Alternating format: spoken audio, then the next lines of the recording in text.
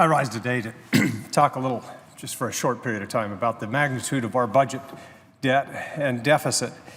Against the backdrop of the debt ceiling increase, members of both parties are going to today likely repeal one of the deficit reduction measures included in the bipartisan budget agreement that was approved less than 2 months ago. How do we convey to the nation the seriousness about solving the debt crisis when at the first sign of political pressure, we repeal one of the deficit reduction measures? As we all know, the Ryan-Murray budget deal included modest reductions in some spending programs over the next 10 years in order to increase discretionary spending caps in fiscal years 2014 and 2015. I voted against this agreement because I thought the spending cuts didn't go far enough. I don't think we're treating our debt and deficit seriously enough. And second, I've been down that road of trading spending increases today for spending cuts later many times. It doesn't work. We've seen that play before, and we know how it ends. Because year after year, members of Congress simply refuse to stick by the budget discipline that we said we'd stick to. Exhibit 1 is before us today. That Congress is about to undo, in fact, repeal one of those provisions, as I mentioned.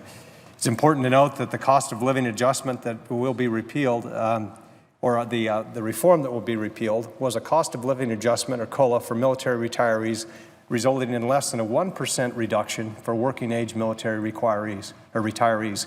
That's 1%. This stopped far short of the elimination of COLA requirements for retirees under the age of 62 that the Simpson-Bowles Commission recommended. Certainly, our veterans deserve the utmost respect and generous retirement pay. However, it's been reported that regardless of age, members of our armed services could easily, and in some instances, receive retirement and health benefits for 40 years or more. Some of my colleagues have suggested that failing to support measures to repeal the COLA reduction is tantamount to turning our back on veterans. This is untrue. And this is a mischaracterization of the issue at hand. I think we all know that. The U.S. military is at a crossroads. Fast-growing retirement pay and health benefits are threatening to displace investments in readiness, in the readiness of our armed forces. So I would encourage my colleagues to take a hard look at the fiscal mess we face before we vote to roll back one of the few deficit reduction measures that the President and Congress has agreed to.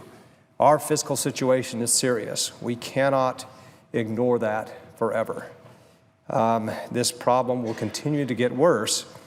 Yes, we ought to be reforming entitlement programs so they're around for future beneficiaries, veterans and others.